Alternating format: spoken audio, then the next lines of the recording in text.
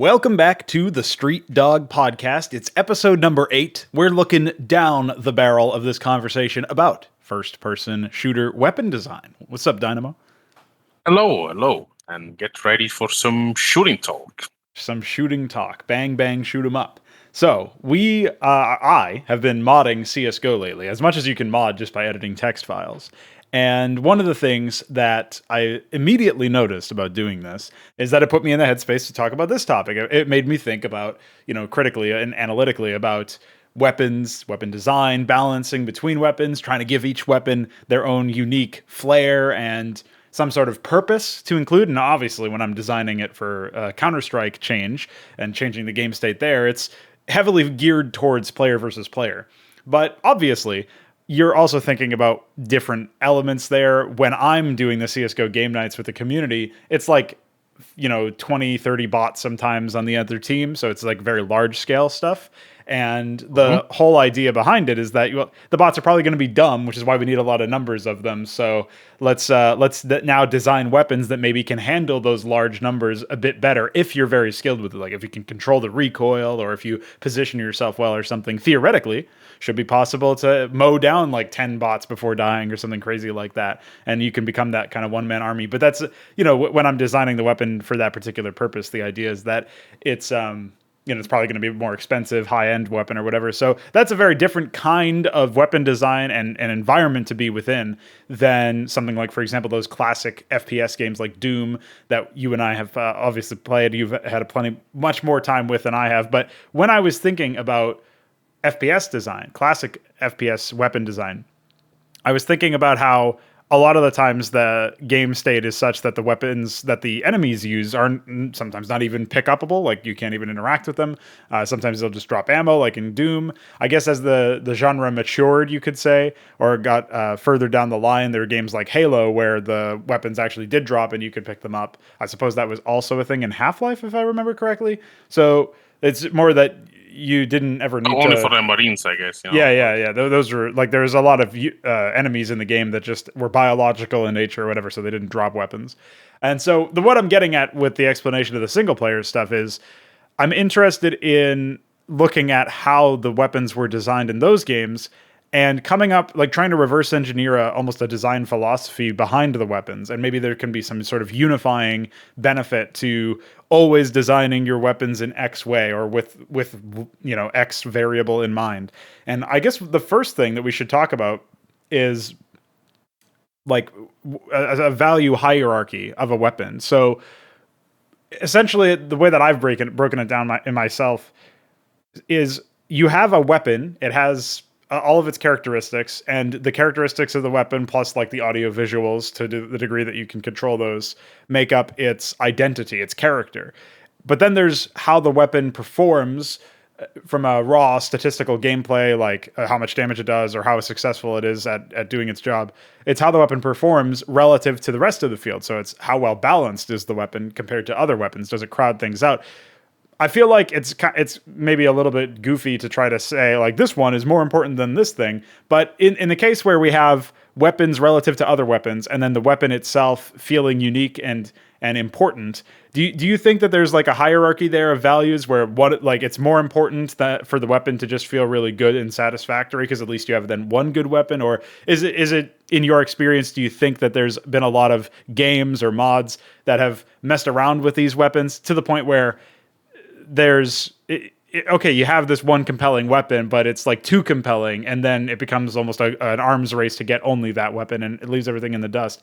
Like, how important is it for a weapon specifically to have very effective like communication of its theme and of its identity? Like, how important is it for a weapon to feel unique and itself and satisfactory to use as the player? I feel like that's probably the most important, but like, do you have another take on this or another angle you can take about like, weapons in general in FPS games that are very satisfactory to use?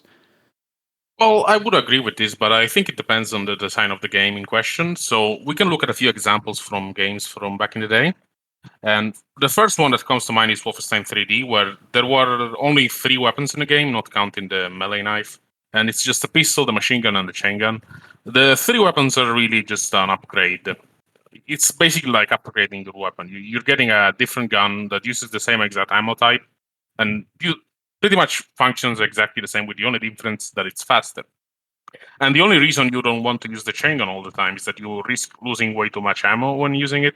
So you may want to default to the machine gun because it allows for more careful ammo management. But otherwise, it's a case where it's basically just a single weapon upgraded 2 times. So there isn't really much in the way of variety, I guess. Like you don't get a situation where you have, for example, a pistol and a shotgun that work very similarly, like a a rifle that's maybe good in long range and a shotgun that's very good up close. You don't get stuff like that. You just get a single weapon that fires more or less faster.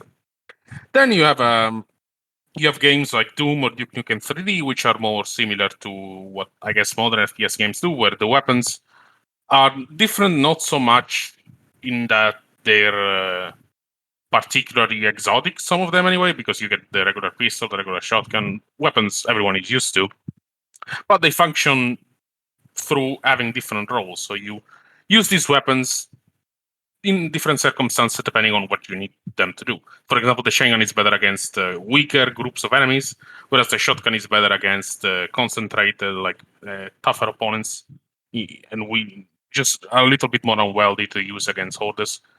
Then you also have situations in games like System Shock, the first one anyway, where some weapons basically have different interactions with armor classes. So a certain type of weapon deals more or less damage against organic targets or robotic targets, for example. Even though some of these weapons between them, they don't really function all that differently otherwise. They're mostly pretty similar to actually use, basically in practice. Like they have similar rate of fire, similar strength, but they just function differently depending on the enemy you're facing. Like an armor system, basically. Right. So personally, obviously, the way I prefer it is the Doom slash modern style, where each weapon feels unique in that it feels like it does a certain role very well, but not without resorting to hard counters, basically, but just by virtue of being adept at handling certain situations more efficiently, as long as you can use it properly. So, personally, I think that's the way a weapon should work. It can sometimes be difficult to come up with weapons that fulfill similar roles, but having them distinct between each other in such a way where you don't really feel like one is the equivalent of the other. I feel like that's an issue that some weapon mods that I've seen have, where you have basically different types of shotguns and stuff. Like even games like GTA 5, for example. I don't know if it counts as an FPS because it is first person. It does have first person, but it has like 10 different types of shotgun, which are almost exactly the same from what I remember. So I Yeah, don't there's not a lot really. of there's a lot of weapons, but it doesn't really feel like there's a lot of diversity, I guess you could say. Yeah, like they have very, very slightly different stats, but one is pretty much the equivalent of the other. I think in a game you may want to avoid something like this, unless again you're doing it the system shock way, which implies that you're gonna use different weapons to deal with different armor classes. But otherwise, this is definitely not something that GTA 5 does anyway. And a lot of games that I've seen, I guess they just have the weapons more for the brand than anything else. Like I remember Uncharted had a bunch of shotguns which were also pretty similar, and I guess I guess it was just their way of tributing a certain real life weapon that they liked or whatever. I guess that's the thing. But yeah, like I said, I think the main objective should be to make a weapon that feels good to use and can be used in pretty much any situation, but is particularly effective at specific situations only through mastery of the weapon itself, like basically for mastery of being able to use it properly. Yeah, Right. so I think the key thing that I would take away from what you just said is that there's a point where a weapon becomes unsatisfactory to use because it trivializes encounters. It's like it sounds obvious to people who already accept the idea that you should be like designing your game with like player control, but also respecting the player enough to like challenge them in that sense. So you want to have like things be fair so that the player doesn't just get run over by some unfair amount of challenge, but you also don't want to give the player that unfair amount of power to the point where everything Yeah. is easy, because then obviously it's too easy. But a lot of like you could call them Babby's first mods or whatever. They're like, oh, I'll just make this gun do like 100 damage or whatever, some crazy stuff like that. And at that point, when it trivializes encounters, obviously it's not satisfying to use, even if it does have some character to it based on like some interesting characteristics. If it ends up being too easy to win with it, then it almost reduces. Like, I've seen this time and time again in various poorly designed games where players who enjoy some aspect of the game will like gimp their ability to win by like not using a certain gun, or they'll like have a personal challenge to beat the game without using this gun because that gun makes things too easy or whatever. So you definitely don't want to go down that route. But Yeah, at the same time, if a gun is not, so you were talking about like if a gun feels the same as another gun, it's not very interesting, and you obviously don't have much of a reason to use one gun over the other. It's just what's the easiest to access at that point. I think the same can happen when there are multiple guns. That it's not just like the feel of the characteristics. It's not like the audio visuals. It's also like, do they do the same thing? Like, do they are they successful in the same niche to relatively similar degrees? And that's where I think a lot of guns, usually this happens with guns that are too general purpose, like, oh, this is like the traditional assault rifle gun. I don't really need to, worry necessarily about having any other weapon that would fill this kind of role, because this is like the all-rounder. And if there's going to be a gun that's better than it, but it'll run out of ammo sooner maybe, or it'll have like some niche issue, so I can always fall back. This is the old reliable. If you have too many guns that are kind of like that, the everyman gun, the gun that can just be all-purpose, then I think that ends up happening more often than not. It's kind of rare to have a gun that serves a niche that another gun serves the same niche to the same degree of effectiveness. Like, if anything, there'll be a gun that's like better at it, that you'll just maybe run out of ammo for or something. And that we can get into the whole like economy of weapons or hierarchy of weapons in terms of how powerful one is relative to the other a little bit later in this episode. But I wanted to stress or remain on this point for a moment because I'm interested in exploring this idea, because it's almost like, I feel like there's a question to be asked. It still feels like an open question to me about whether you should even have a well-rounded weapon in the first place in an FPS. There's a gun that would like I can imagine starting off with like the pistol in Doom or something to that effect. And it's not a very powerful weapon, but it's reliable. You could call it well-rounded. I guess the well-rounded gun in that game would probably either be the shotgun or like the assault rifle or whatever that auto rifle is. The chain gun, yeah. The chain gun, yeah. It would probably be one of those. But even then, I almost feel like those have their own niches as well. Like, obviously the shotgun's better up close, and the chain gun's better at dealing with it feels like the chain gun's better at dealing with enemies that are just at range, because if they're close enough to you, they can make it harder to hit them with the individually less significant attacks. So to me, it almost feels like Doom already does this, where it doesn't really have a well-rounded weapon that is good in all situations, and it's more about giving the player control based on the tool set that they have to approach situations the way that they want to, the way that suits their playstyle. Like, you might get a lot of players who want to use some of those longer range weapons, and because they don't feel comfortable attacking in close quarters. And then there's going to be players like me who just want to run in balls deep like an idiot and probably die a lot for it, but at least I'll have some fun. So yeah, what do you make of this angle? Because I feel like you must have seen plenty of games that have tried the approach of having like the reliable weapon that always, can bail you out of trouble in in most situations, and very rarely will need to have some sort of specialized niche to answer to do better in a certain situation. I feel like that's probably not the way to go. The more I think about it, because the more I think about it, if you have a number of like you know what? I think I've actually reached a conclusion to this that I'll briefly get into, and you can tell me what you think overall. Because I feel like they're probably the reason why well-rounded weapons started coming into the forefront of FPS design is because they started limiting how many weapons you could carry in the first place. Do you think that might be the case? Because in Halo, for example, you have 2 guns. You can carry max 2 guns. Same for Counter-Strike, actually. And it's even more restricted in Counter-Strike because it's you can carry one primary weapon and one secondary weapon, and the secondary weapons are basically pistols in the vanilla game. So I feel like maybe that's the reason why there are well-rounded guns out there, because you can't just have like 20 guns in your arsenal that you can pull one of which out at any point.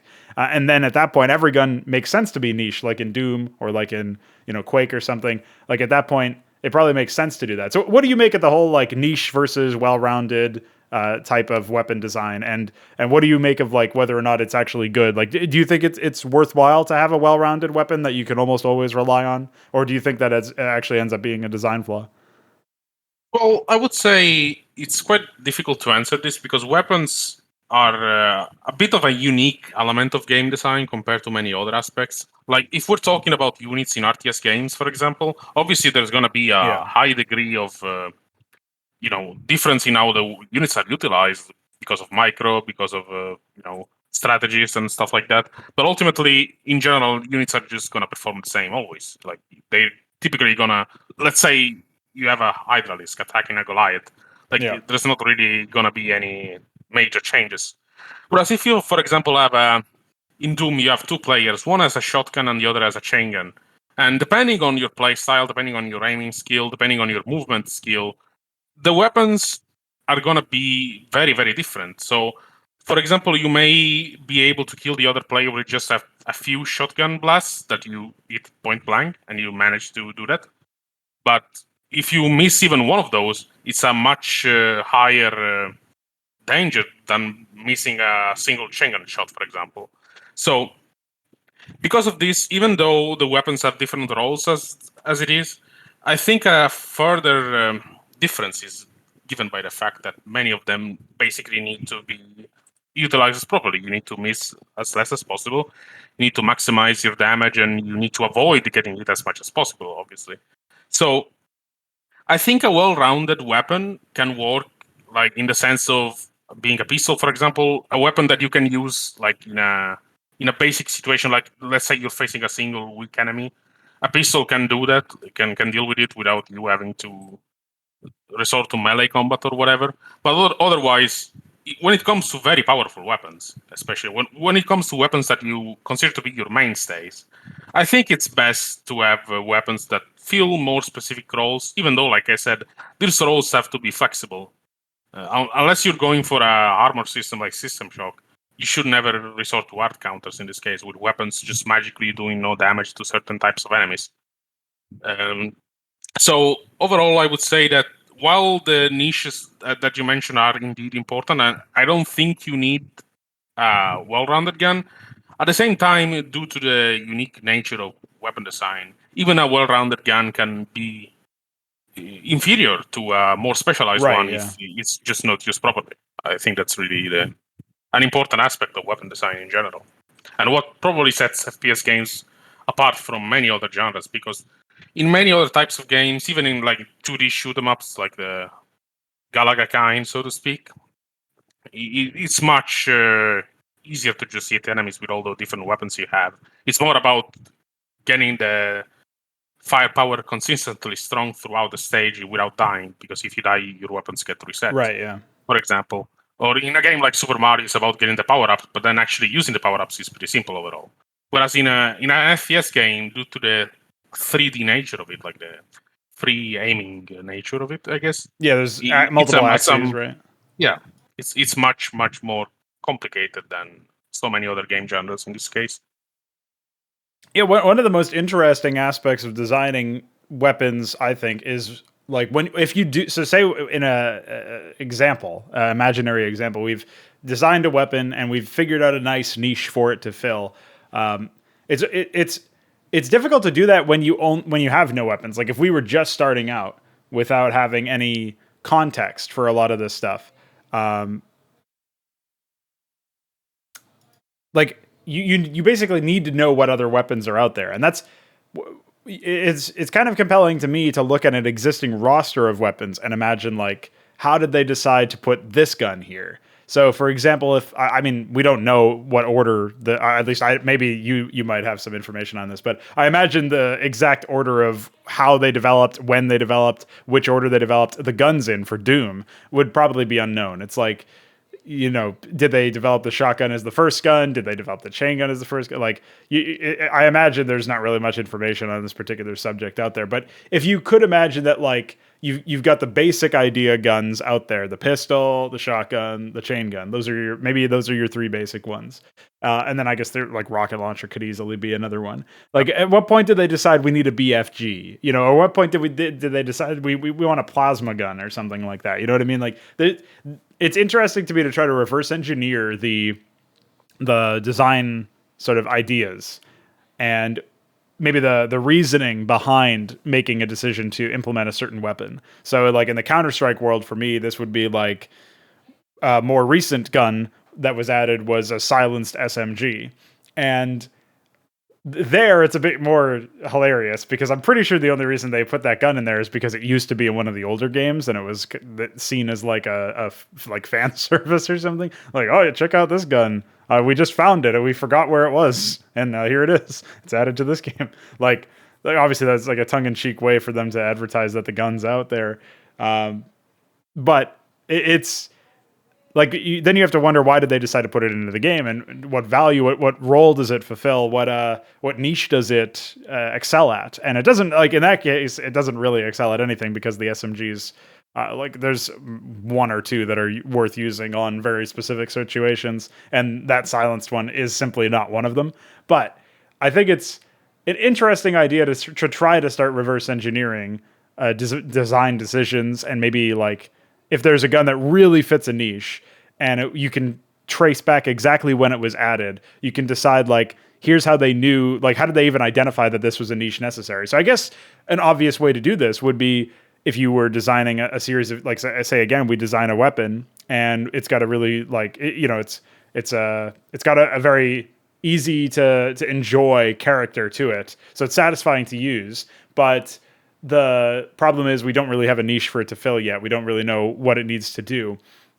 I have to imagine that the first thing that we would look at is like at what point does it feel like there's not really a good choice for a weapon in a certain engagement? Like, is there ever a case where, I've got all of the weapons in the game, I got the chain gun and I got the shotgun, I got all this stuff, but there's a point in certain fights where fighting a specific kind of enemy or fighting a specific composition or in a specific area of the map where it feels like I should have some other gun that does this.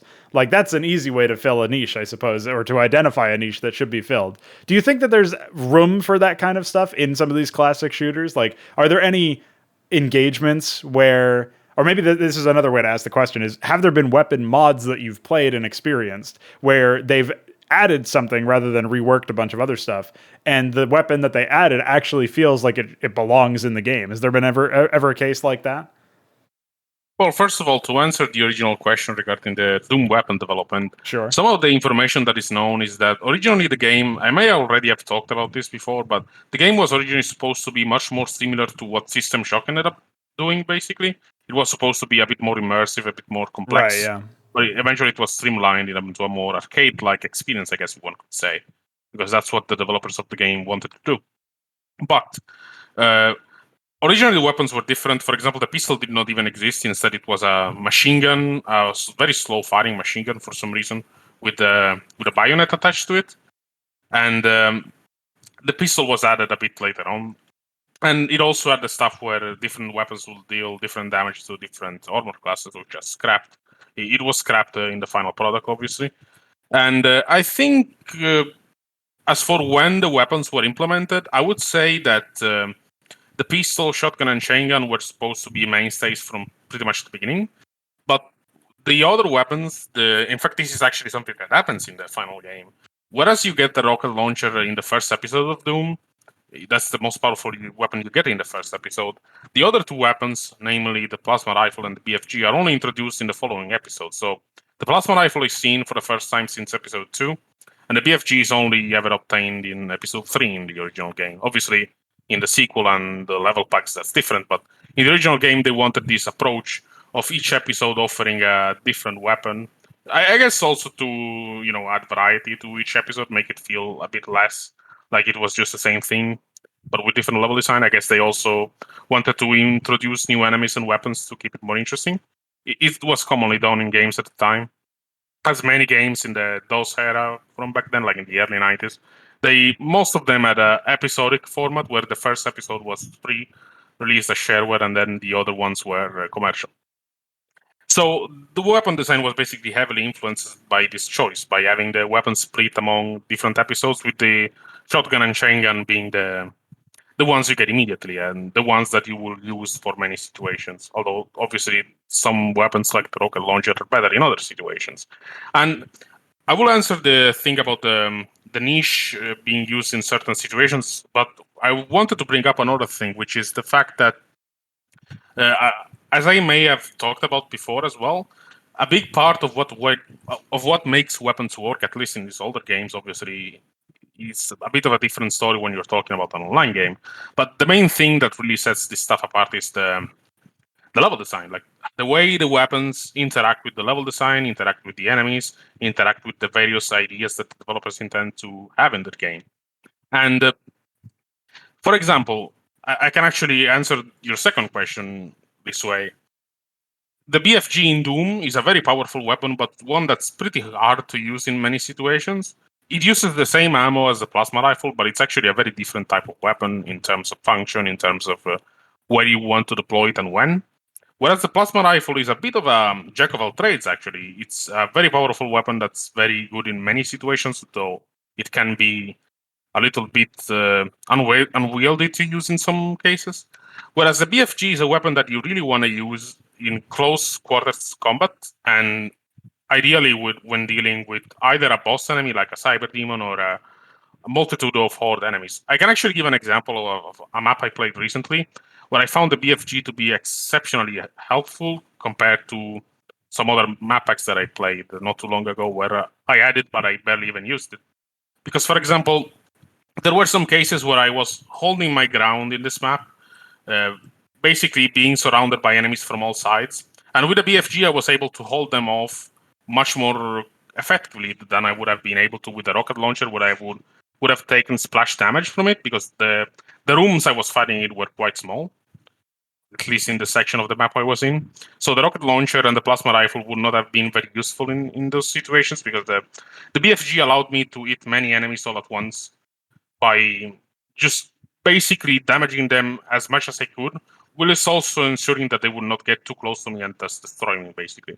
So again, the reason why the weapon design works or doesn't work is in many cases, especially with these older games, tied to the level design. Obviously, when it comes to some of the other FPS games like Half-Life, etc., like many of the weapons in those games, like the gravity gun, for example, they're used more for like puzzle solving or just fancy gameplay scenarios, if we Right, can yeah. call them that, Maybe out of than they combat or are. something, or like, yeah, I know what you mean. Yeah, like I guess the portal gun is also an example, though it's not actually used in a combat setting, but it could be potentially. But yeah, like basically each weapon should have, like I said, should have a unique role. But in the case of Doom weapons, in the case of the BFG in this case, for example, that is an example of a weapon I felt like I needed in that specific just now. So that's definitely an example where if I didn't have the BFG, I would have had a much tougher time dealing with the same situation. Even though the BFG would not have helped me very much in many other maps with even Right, okay. similarly high difficulty. Yeah, so it's interesting that you bring in level design to the conversation because I feel like the fact that like we've both talked a little bit about it so far and it's come up very early in the conversation. I feel like that kind of shows that weapons are a tool and I'm breaking down. I've been trying to break down like actual game design concepts more deeply in my head. And so far, I've come up with a design sort of edict, or if you want to call it that, or a definition, an anatomy of a game, where it kind of splits things into two separate categories. There's either environment or there's a tool set. And something that makes up part of the tool set is like the weapons, but also the units or the enemies or something, the monsters you could say in something like Doom. And then the environment is the level and all of the elements that are specific to that level. Could be like teleporters, for example, or it could be just an area where you can jump up and compared to another area where you can't. So the way that I've sort of conceptualized FPS games in particular so far is that I think you have a case where the tool is situational always based on how beneficial it is to use in a given environment.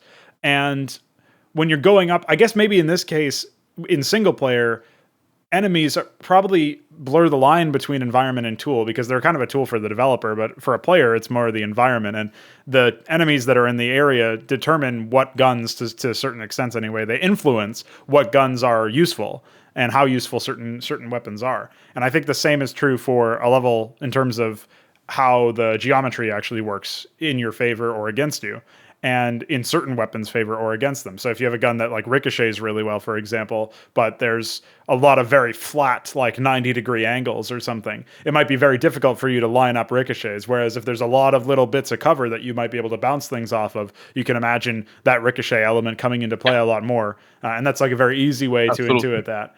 So, Or even grenades, for example. yeah, yeah. Grenades can also work very well in this context. Right, and we haven't even really touched on grenades, like other things that are weapons but aren't guns, like aren't conventional shooting things. I suppose in some cases they can be through a grenade launcher, but yeah. Yeah.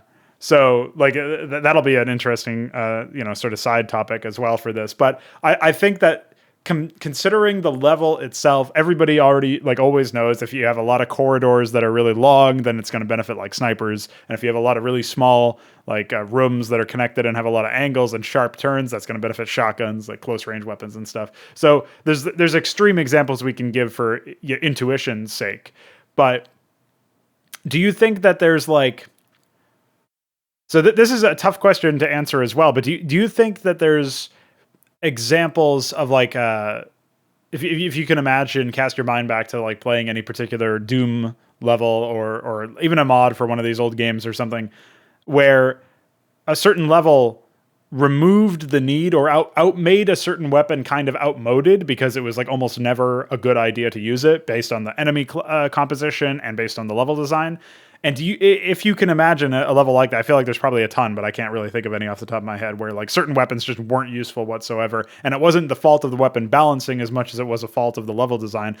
Do you think that in such a case where an environment is outmoding a tool of the player, do you think that that's a design flaw, or do you think that that's a stylistic choice that can be appropriate? Because I'm leaning towards the design flaw argument for that, where it feels like the environment kind of oversteps its bounds if it's literally just saying, hey, you can't use this gun or you shouldn't use this gun because it's just not going to be as useful as some other gun. What do you make of this whole puzzle, if you will? Like the idea of environment doing that. Is that overstepping the bounds? Is that crossing a boundary, or is it totally fine for the environment to dictate what kind of guns you can or can't use? So what do you think? Well, it varies a lot. As I've talked about already, the weapons tend to be very different between games, and in FPS games especially, they tend to be way more unique compared to other abilities you get in games. So there's way more than just the level design, sometimes just dictating what weapon you want to use.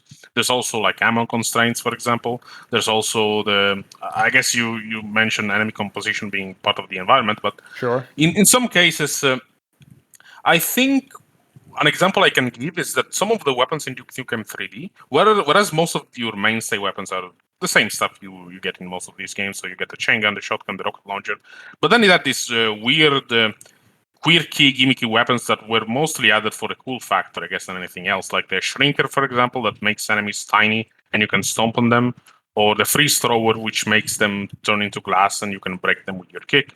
Some of these weapons, just by the nature of being quirky weapons that are not really usable in some situations, are just not very useful in those situations. For example, the Shrinker, you can only kill the enemies if you actually walk up to them to squish them. Otherwise, you would need to use a different weapon like a rocket launcher to finish them off, and that kind of defeats the purpose of using a Shrinker in the first place. That, however, doesn't mean that a Shrinker cannot be used in a wide variety of situations. Like you can even use it in a case, for example, where you're fighting on some rooftops and you use the Shrinker against enemies in another rooftop, and then you just use the jetpack to move there and squish them using your boot.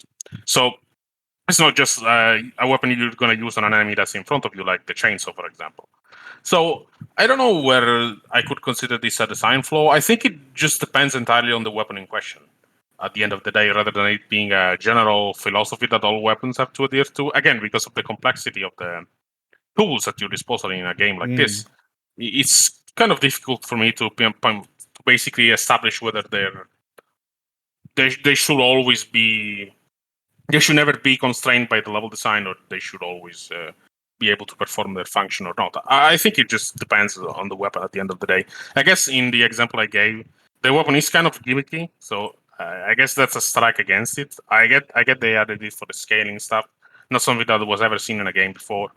But in many other cases, like melee weapons, for example, obviously they're not going to be useful in some situations, but they're going to be very useful in other situations. Although I guess they don't really count as guns, but we haven't really talked about them that much. But that's a pretty easy example, as many games have melee weapons. I think the majority of FPS games do, in fact, where they still end up being pretty useful, even though in many situations you're not really allowed to use them at all.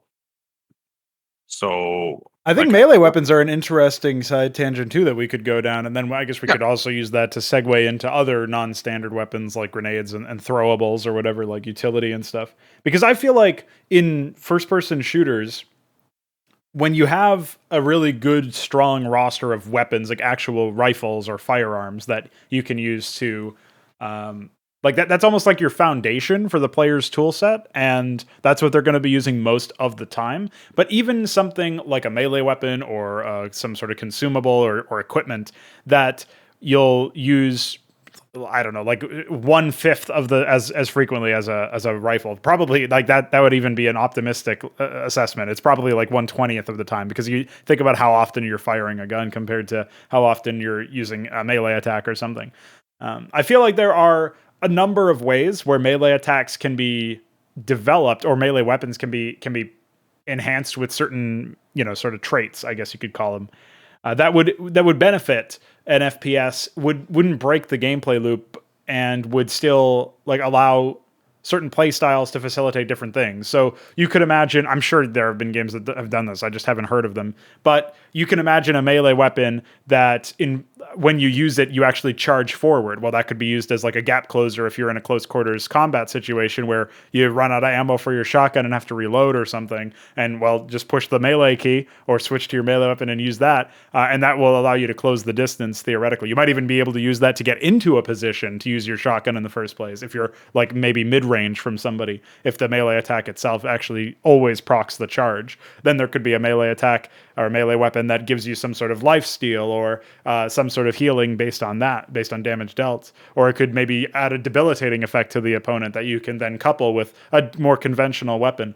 And especially when you start to imagine not just single player environments, but the same weapons being used in a player versus player environment, maybe in a team sense where you actually have a team that wants to do some sort of composition. Well, somebody can be that frontline juggernaut player that runs forward and uses shotguns and melee weapons or something. That can be like a play style that they can comprise, a role that they can serve.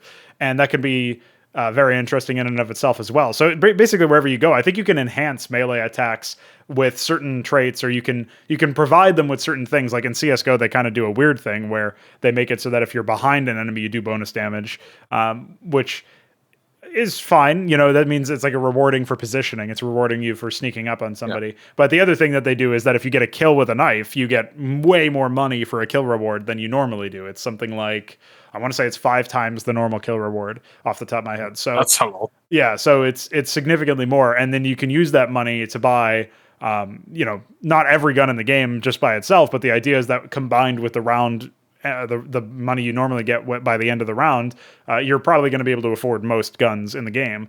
And that will obviously give you a massive economic advantage. So there's an incentive to use it. And it's very different than a normal case, because this is like almost you're using it as an investment into future rounds as opposed to some sort of immediate effect now. But it obviously also has the benefit of actually killing the enemy, which is always nice. So I feel like there's a ton of different ways where a melee attack can serve. It shouldn't really be, in my opinion, the primary use of a particular, like it shouldn't be something where it's like the game is mostly about melee attacks, or the game is mostly about throwing grenades, because like at that point it kind of ceases to become a shooter, if that makes sense, at least to me, for my money. It can be like a brawler or something, right? Yeah. Whereas I think if it's used as a like a frosting or icing on the cake, so to speak, if it's used to complement the really strong roster of weapons that you have, that is when I think melee attacks and these consumable weapons or something to that effect, like grenades that are throwable, I think that's when things become really interesting. And I also believe it's just another way to explore. I think there's way so the reason why I led the melee conversation by talking about things that you could change about melee attacks to make them more interesting than just dealing damage in close quarters, but like have another effect on them, like a debilitating effect for the enemy or a charge or mobility or something like that. The reason why I started things off with that is because I think it's important to have melee attacks be removed from it, like different on a design level than a conventional weapon. They kind of already are in that they're never going to get exhausted. Like you're not going to run out of ammo for your knife or something. You know what I mean? You can imagine that Usually, there's some there's games some that games where actually they have durability for the weapon and right stuff. yeah But yeah, yeah. that's definitely not the standard, at least. Yeah, and I think that's probably better off that way. Like it's such a. I think it's fine to remove the element of that. You could also, incorporate that in. Maybe there's a case where it makes sense to have like durability, and then you just pick up your opponent's melee weapon after you kill them or something. You can make arguments for it, but at least usually, I think it's fine to have them be different from a design, like removed from the conventional thing. And I don't think it's. I think it's a way to unlock different play styles.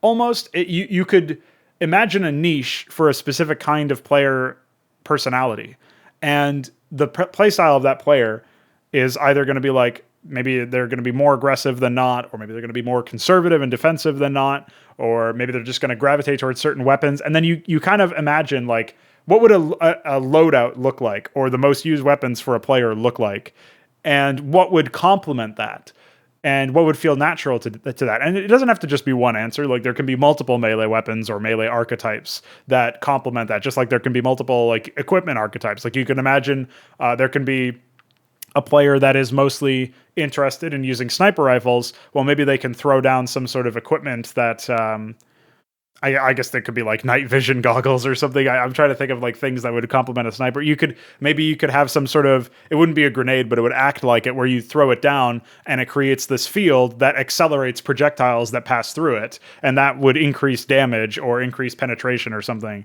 in some way. Accelerate it. Maybe even something like smoke grenades that you throw in your allies' positions so that your enemies cannot deal with them as efficiently. Exactly. Many possibilities where roles can basically be like multifunctional. Like yes, a single weapon, a single player can fulfill many roles with just a few different tools, basically.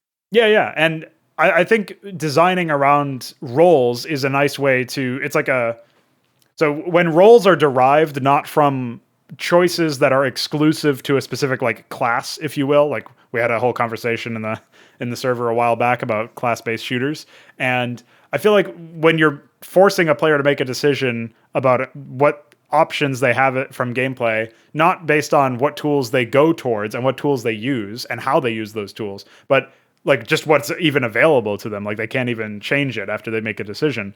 I feel like that's when you kind of lose my interest, and I feel like that's when you're also kind of forcing the issue. It feels ham-fisted in that context. Whereas if the roles are derived from the choices that players make in the middle of the battle, in the middle of the game, as opposed to some out-of-game option, that's more interesting to me, and that also gives the control over to the player to make their own decision and to create their own play style, essentially carve out room for, like, essentially find a niche that they can fill and fill it in a way that their play style demands it be filled. And I feel like that's the best way to do it, in my opinion. At least that seems like the proper way to give control over to the player in that sense. If I was designing some sort of FPS game, I would want players to be able to decide based on the tools available to them and based on their personal playstyle what they're gravitating towards. Like they can mix and match certain equipment, they can use weapons and equipment and melee attacks and whatever in that multifunctional way that you said, where one player can have a role that isn't so strict that it can only do one thing, but isn't so without boundaries that it can do everything, because then it becomes too well versed, right? Yeah. And then it ceases to fulfill a niche. So I guess you could you argue would need to balance it through, like, for example, having a very short ammo capacity or having a very long reload time or stuff like that. Right, yeah. Which would be, and it's not the end of the world if you have like low ammo or something, but if you find that it's morphing the gameplay loop very heavily, if you have to disproportionately make a certain gun like take significantly longer to reload, maybe that's a sign that the gun has a greater flaw that you're almost like band-aiding. I'm not sure about that one. That's probably a little bit more up in the air, a bit more of an open question. But yeah, I feel like again, depends on the gun. I feel yeah. in some cases that's definitely true. I feel like there's got to be examples of single player games that do this as well, not just games that are geared towards like team versus team or whatever. But there are probably examples anyway of games that provide you with the opportunity. I think somebody, it might have been UED Commander, suggested that I check out Titanfall 2 because it does this sort of thing, and that's a more modern game. So I haven't had a chance to check that one out yet, but it seems like that's a game where, at least when you're playing as a player and not as one of the mechs, you have a number of options that you can pick from as a loadout. Again, out of game, but at least it's not restricted to like a class thing. It's something that maybe even you might even be able to hot swap it in the middle of a game if you kill somebody else who has a different thing. I don't know yet, but that would be an example of kind of what I'm talking about, where you have a number of options that you can use, and like everybody can use every weapon, and it's sort of like Counter-Strike in that way as well, or like Doom, where like the weapons themselves don't matter as much. Like they're not restricted to a certain playstyle. You don't have to like unlock the chain gun by selecting a gunner class or something. So I think in such contexts, it makes a lot of sense to leave everything open to everybody, and then. You see this even in games that are more restrictive, I think. Like when I played Halo, or when I watched people play Halo, that was a game where, like, obviously you only have 2 weapons max. But even among those restricted choices, you'd get some people on a team who would want to go for the sniper, some people on the team would want to go for the shotgun, those kinds of things. And I think that's probably the same in these Quake duels, where, like, even in the 1v1s, where the scale is very small by comparison, you have these options where players are going to run towards a specific gun first, even if there are multiple powerful options available. Like if somebody's going to prefer the rocket launcher, somebody's going to prefer the railgun or something. Like it really depends on the player and the play style and the skill of that player as well. So that's where I think there's so many things. Go ahead. I think in Halo you get a situation where you basically almost have it become a class-based shooter, because since you cannot take with you every weapon, you cannot just switch to them on the fly. You're just going to prioritize certain weapons even more strongly than you would otherwise. Sure, yeah, that's true. I mean, a lot of shooters that came out of the 90s, right, the 2000s. A lot of the shooters there, I feel like, probably had the same problem as each other, where they had this issue where when you picked up certain weapons, you just became godlike and unstoppable until your weapon ran out, which I think is the extreme conclusion. If you take the certain design philosophy of just limiting the number of weapons and making certain weapons significantly better and well-rounded and like superior objectively than other weapons, to the point where there's like not even a chance in hell that you win against an enemy who has this, assuming skill is even remotely equal. That feels too lopsided to me. And it feels like, in Gears of War, in Halo, like if you got a rocket launcher, you can one-shot somebody. If you got a sniper rifle, you can one-shot somebody or two-shot somebody. And that sort of stuff I don't think it's necessarily disinteresting if it's earned, but if it's just like, oh, I stumbled upon this, or oh, I made this selection before the game started or something, then it feels like there's not really, like, obviously there's not much counterplay in that situation. And then when, like, I stumbled upon this gun in the game because it spawned in and I happened to be here. I guess there's the difference between that and Quake. In Quake, you actually had to keep track of the spawn times and try to reach a certain area and take control of this map, this region of the map, and you maintain that map control for a certain amount of time until it spawned and all those other things. So that's a case where obviously it's a bit more interesting to think about that kind of stuff. But overall, when guns are so consistently powerful, it's almost like they go back on themselves in that sense. They loop back over to trying to balance the guns in ridiculous ways, just by giving them like, oh yeah, the rocket launcher still one-shots people, but now it only has 2 ammo. It's like, okay, well, so I can only one-shot 2 people then.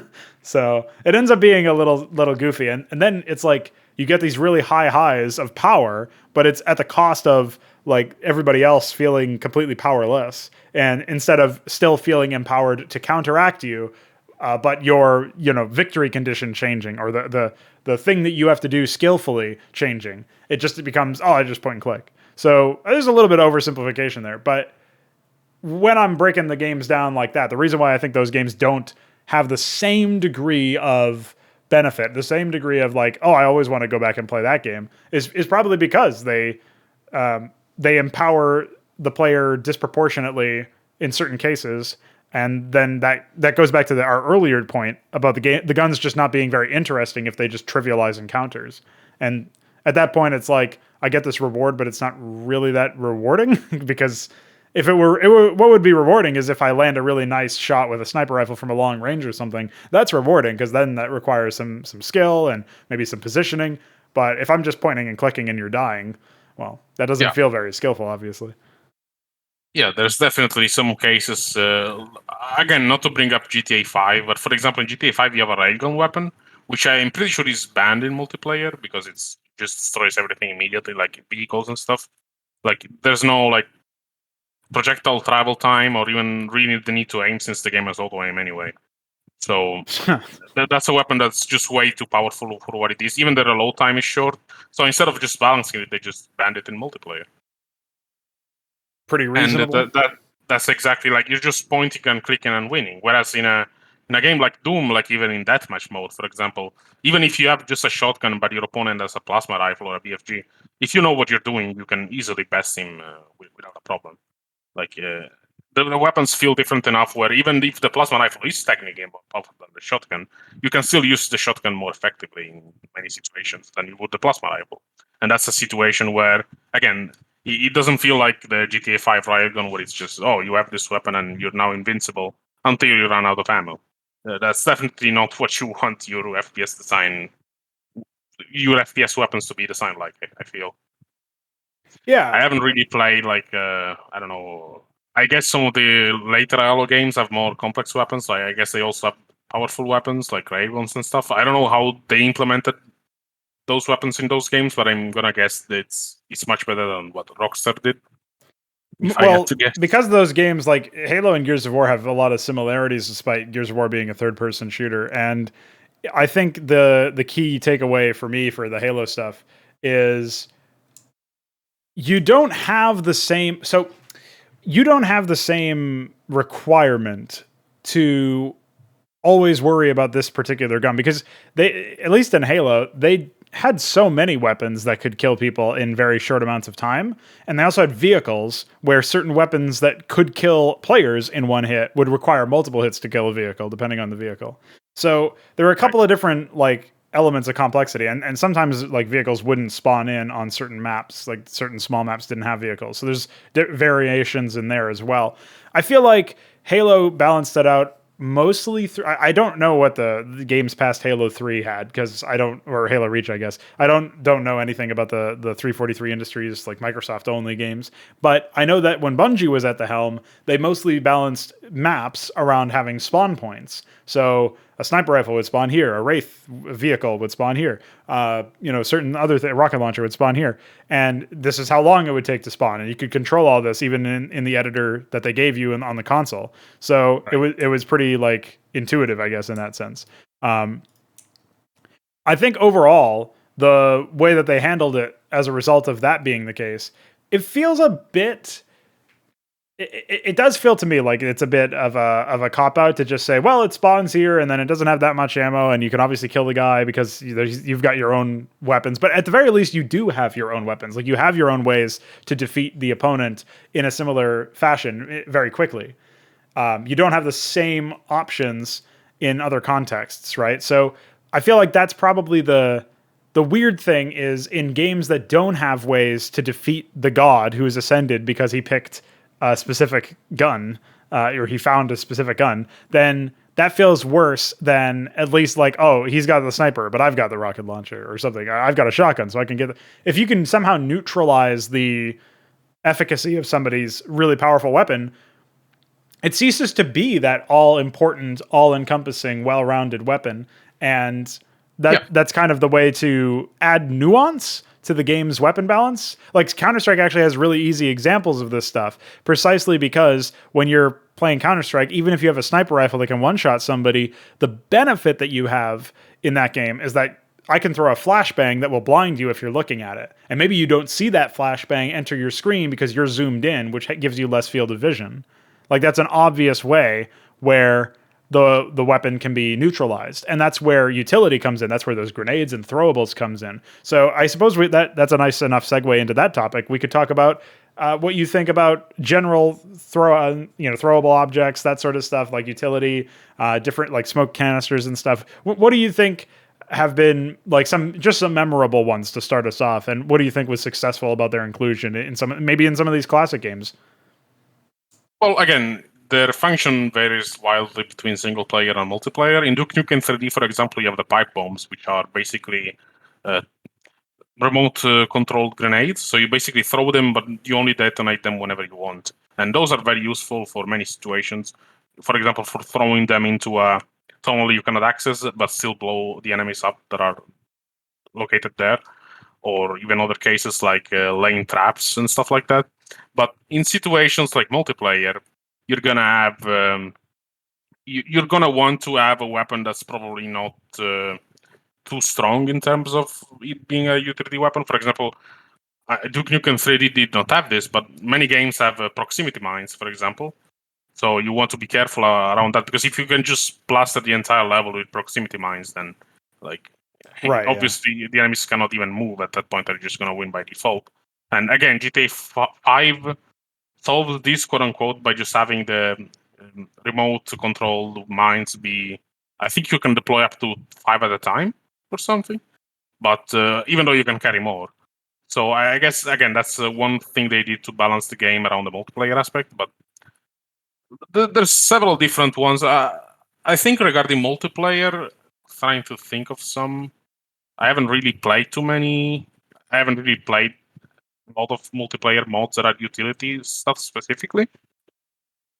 So I don't really, I cannot really think of any for multiplayer. But I think even the pipe bombs will work well, because you still have to time it for when you think the other player is gonna stop by a specific point of the map. So it's definitely not easy to require skill and timing and Right. Yeah. precision even in that case. So it's fine for that kind of weapon to be in multiplayer. But I guess some other stuff like smoke. I think Shadow Warrior, which uses the same engine as Duke Nukem 3D, it had the smoke bombs, which I haven't really used them in multiplayer. I only played multiplayer a couple times, but I guess they would be pretty useful there for area denial, like for not being able to see certain rooms. So Providing you don't cover know. so that you Yeah, can ascend to some other area or whatever. Yeah. yeah. You may, for example, block off an entrance with a smoke bomb, so the other player is not gonna know whether you're in that room or not. So Right. maybe Yeah. normally you would just be able to check, but now you actually have to either shot into it, like shoot into it, or just check it out to see if the other player is there. So I guess utility stuff has a place in both single player and multiplayer. I think in some cases the main problem is actually the fact that they can be a little bit unwieldy to deploy. Whereas Right. it's Okay. very easy to just fire a gun. Whereas in some games you have to Right. use an interface or whatever in order to deploy them, and it can get a little bit disorienting. In this case, I do like that the pipe bombs in Duke 3D are an actual weapon in the game. Like they are a throwable, like they're not a gun, but they're treated internally as if they were. I think that's probably the best way to do it, in my experience. Yeah, you I don't just know how you feel throw it or about that. whatever, instead of it being some weird like hold this Yeah, button instead. to start priming it or something. Yeah. Yeah, exactly. Yeah, I think ease of use is definitely like that goes back to making the weapon or the item in this case satisfying to use in the first place. Because if it's annoying to even activate, then you're never going to be able to tap into whatever interesting like element of character that you want to provide this gun or this item.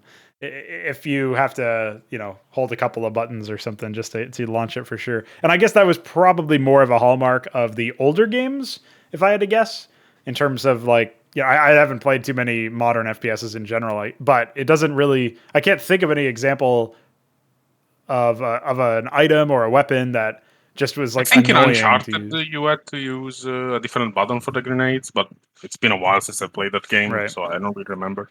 But yeah, in Duke Nukem 3D, you just use it as a regular weapon, so it's fine. There are a few, like the Shadow Warrior Smoke Bomb is actually an inventory item, so you have to select it, although that's not really hard. You can just keep it. You can basically just press a single button to use it, but I would prefer it if it were an actual weapon in general. Well, it just makes the most sense that way, probably. Yeah. In general, if you're using similar controls, like this is probably just a general game design tip, I suppose. But if something works in a similar way, where you're throwing something or shooting something or attacking with something, you giving it the same, control keyboard shortcut or whatever is probably a good idea. So when I think of utility, I think mostly in terms of Counter-Strike because that's what I've watched a lot of like esports with, and I spent a lot of time with that game. But I think utility can also be more than that. It can be, it can be more than just a couple of grenade types.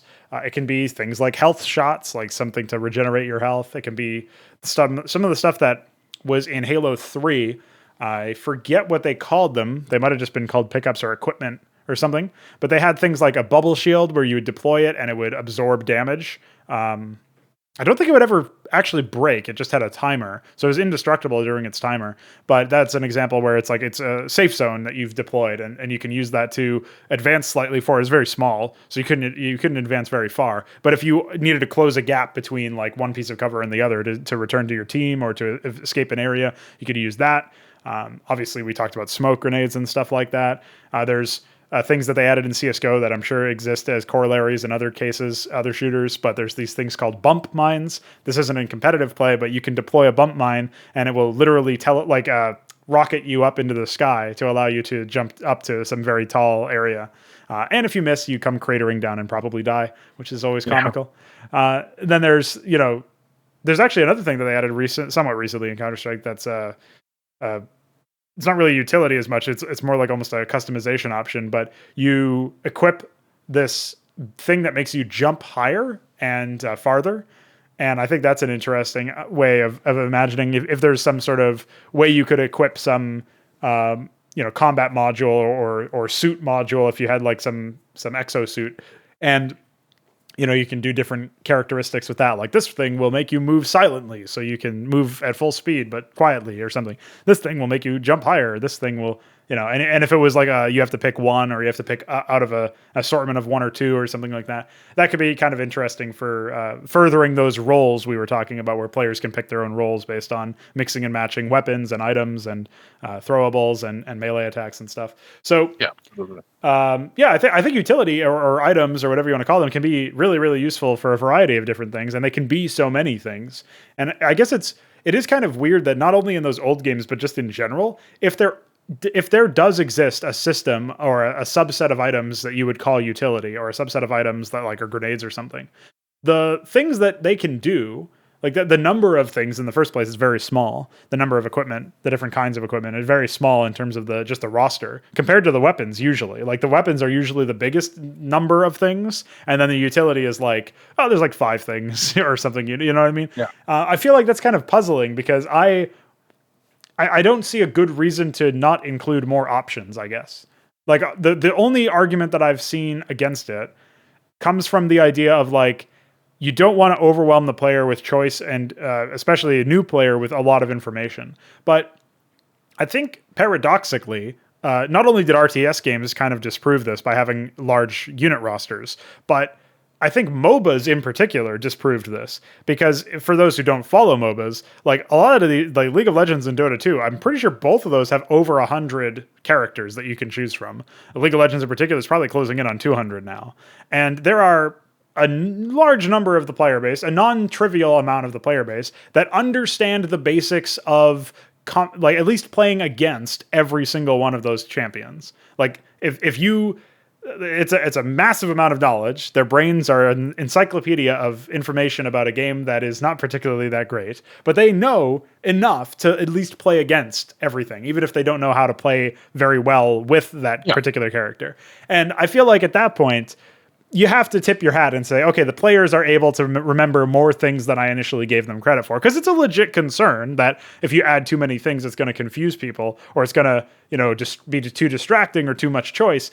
I think the admitted distinction between having a large number of rosters for like a huge roster for characters and a huge roster for equipment that you can have in game is that, at least in the case of the characters, no matter how many characters there are out of game to choose from, in game there's only however many there are, like the number of players is. So like there's 5 versus 5 game mode, that's the most played game mode in all these MOBAs, that means there's a maximum of 10 unique champions in the game at any one time. So even though it can be very expansive before you get into the game, you have a very natural boundary in game once you're actually in game. So if you have 100 options for items in a game, and you can buy any of those 100 items or stumble upon any of those 100 items, select any of those 100 items, I can see where maybe that gets a little bit more overwhelming and becomes very difficult to remember because your brain doesn't have to recall information for all 200 champions at any time in these MOBAs, but it would have to recall, information about every 100 items or whatever.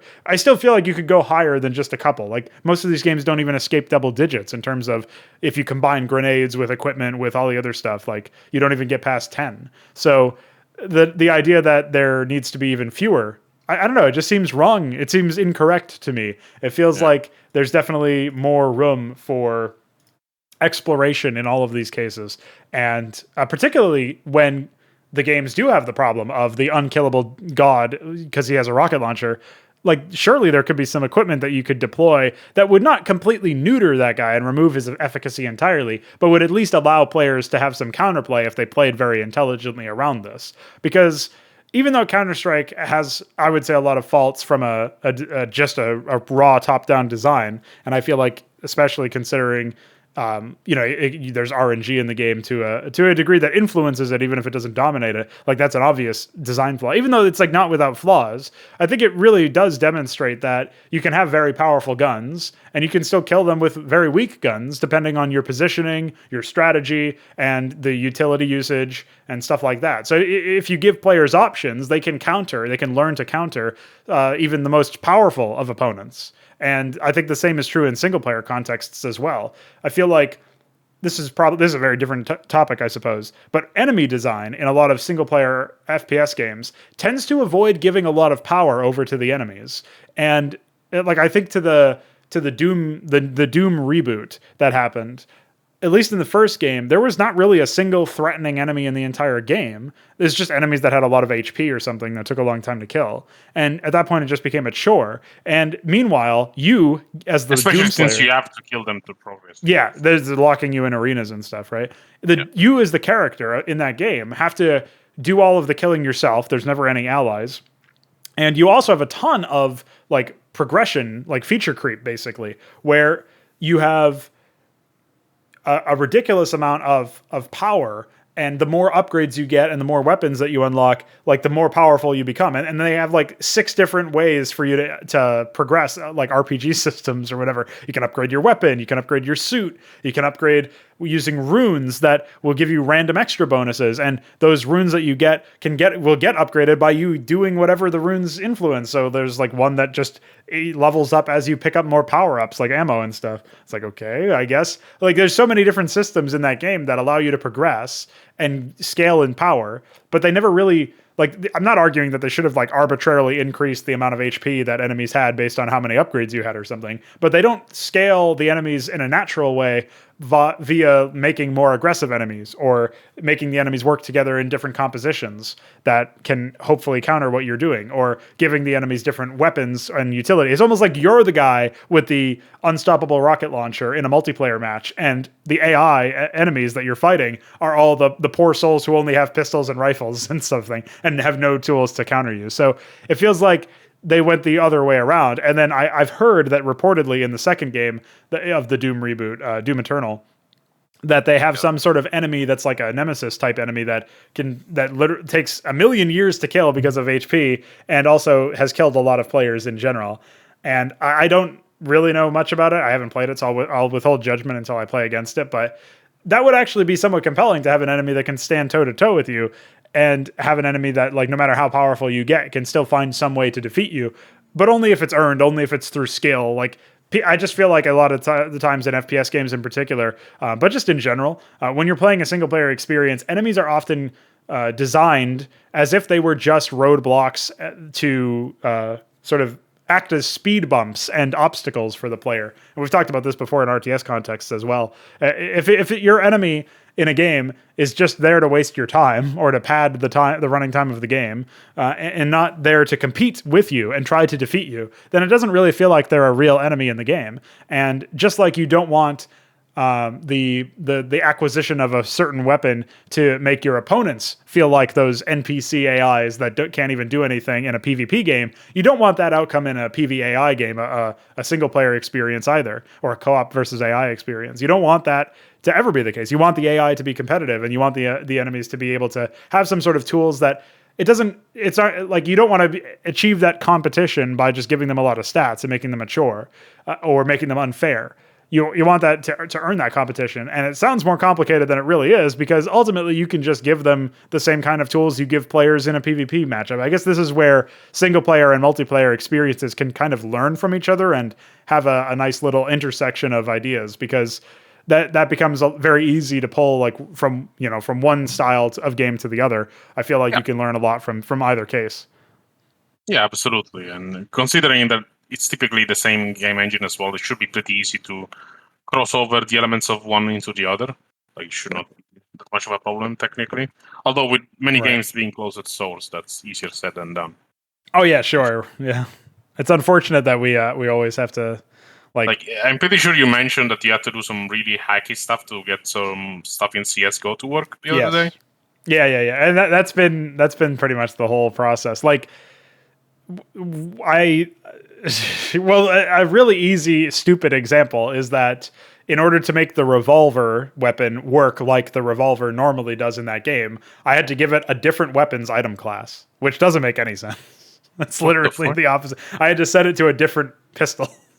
So yeah, like that's like weird stuff where just by moving the item slot to like a different area and changing like a couple of stats, I don't even know what broke it, to be honest. I think it's just because I tried to give it its own item class to change some things about it. So then I had to instead give it a different item class and inline all the changes in somewhere else. It's just a mess.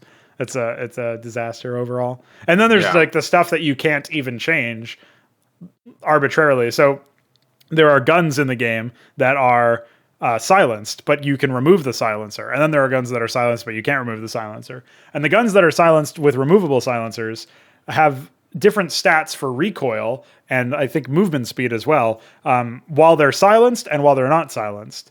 And my thought process was, I'll make it so that when they're unsilenced, they shoot faster. It doesn't, as far as I understand, it doesn't make any sense that that would happen in the context of like real guns would never work that way.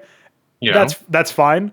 Really, I was just going for some intuitive way to give you a reason to remove the silencer, because by default, removing the silencer just reduces accuracy and gives you no benefit. So I wanted to make it actually a choice, because I don't even know why you would have the choice if it just makes the gun worse. It's so dumb. But I wanted to give people a reason to potentially do that. So that's what I was trying to do. However, the stat that changes rate of fire when something is different about the weapon, they call it cycle time alt, rate of fire, like alternate basically. When that stat is used on a silenced gun, it does nothing. But when it's used on a gun that's like zooming in or has some other aspect that's changed, it does something. So it just doesn't work arbitrarily for silenced guns for no reason, of course. Yeah, that looks like it's just programmed terribly. Yeah, it's just a load of hard code. And the thing is, like, the sheer number of things that I've discovered so far, it really puts it into perspective. Like, now I know why Valve never wants to update this game, because their files are a mess and there's hard code in like random parts of the engine that can't even be touched by like the average developer. You have to actually have source access. So yeah, that's pretty sad. Can't say much about that. Yeah, Jesus Christ. Unfortunately, it's not even the only game that's like that. I'm sure even Halo and stuff suffered from the same problem. For those who try to mod it, I think people have been trying to mod the recent re-release, and yeah, I'm sure there's just going to be insanity like this everywhere. Unfortunately, when the game is just going to be closed source, since you can't really trust these developers to do a decent job in the end, or at least a consistent job, then they're not going to do it, and they remove the one tool you can use to do it yourself. Yeah, they just don't allow access, right? So the benefit of going our own path, so to speak, by designing our own engine is that theoretically we'll be able to make use of the core functionality of things like pathfinding and networking.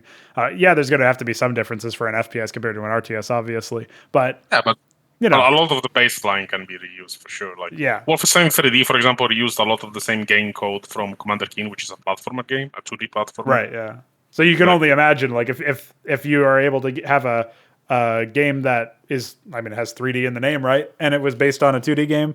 There's ways Yeah, for you to abstract a lot of the code, and absolutely. when you do one thing, you end up doing a lot of other things. So it ends up contributing and stacking up eventually. So yeah, I mean, I don't know if there are any other topics or subtopics of the FPS design, weapon design, and equipment design subject that you wanted to get into, but I feel like overall the takeaway that I have from this episode is sort of stuff that I already knew, but it was nice to explore it anyway. Is the idea that, like, obviously guns are relative to other guns. You have to make sure that you're keeping things consistent between guns, and you have to make sure that one of them isn't overriding the others. But then I think they added conversation about utility was really interesting, because it's a way for you to respond to a weapon's presence or a threat's presence without it being a weapon, Yeah. without it being the same kind of threat. You know, maybe somebody uses a utility that's very threatening and you respond with a weapon, and vice versa. So there's a lot of takeaways here for FPS minded folk, and I feel like it was a pretty interesting episode, I guess. I don't know. I'll just pat ourselves on the back for that. But I don't know if there's anything else that we didn't touch on, like an obvious angle that you wanted to go down, or an example of a weapon you wanted to talk about a little bit more in depth. Anything come to mind? Well, I guess I forgot to answer the thing regarding most memorable weapons I've seen in Sure, gameplay yeah. modes for Doom.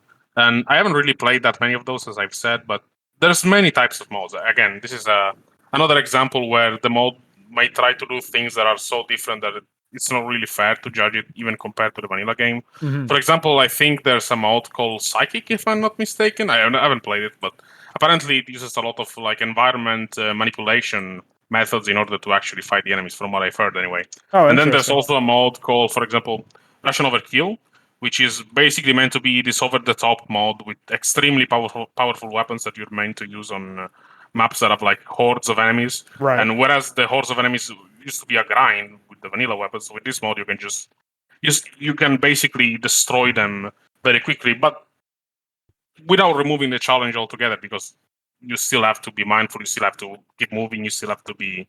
And it sounds wary almost of like a enemy bullet attacks. hell take on Doom or something. Yeah, exactly. Yeah. That's That's interesting. So yeah, there's a lot of stuff. There's definitely like hundreds of different gameplay modes.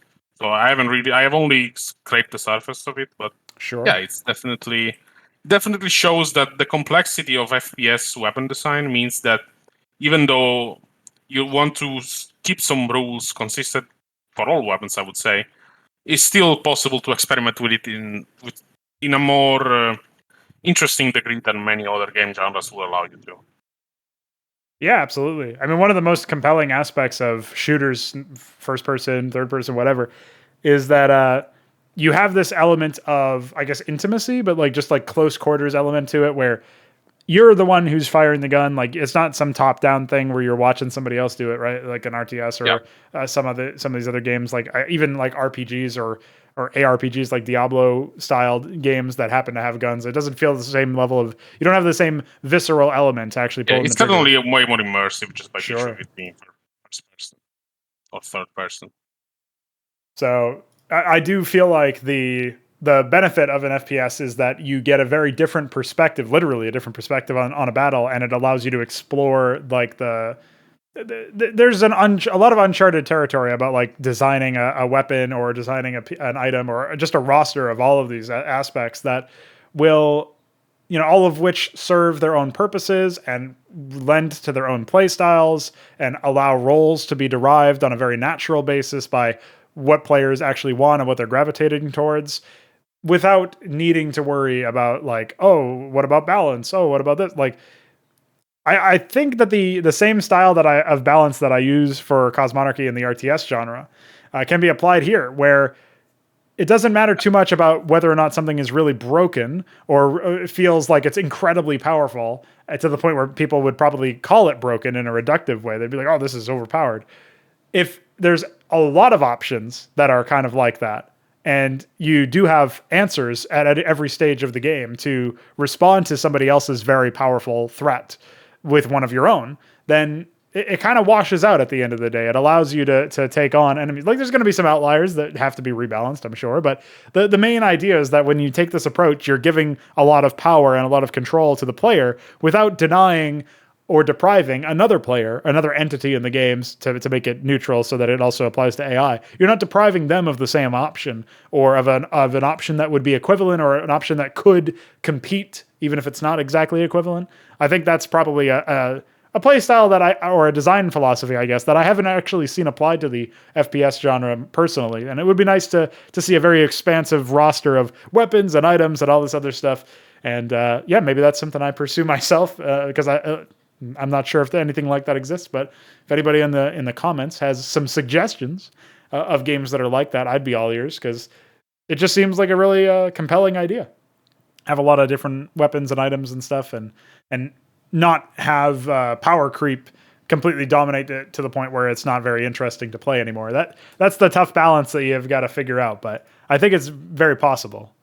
So yeah, and especially if you emphasize roles more so than stats, I guess. Yes, yeah.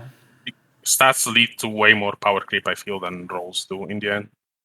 Yeah, you almost have to not worry about stats, like give reasonable baselines and then iterate on them over time, I think. And you eventually arrive at a nice situation if the stat doesn't make the gun, right? If the gun is made by by the role that it allows for or the niche that it fills, more so than the stats that it has, that's when I think you're on the right track. Whereas if the stat is making the weapon useful in the first place, then it's probably not well designed, I guess, is like a general take. Absolutely. Yeah. Well, there you go. That was the 8th episode of the Street Dog Podcast. We'll be back very soon with another one. Thanks again, Dynamo, for joining me. Been my pleasure. See you guys soon.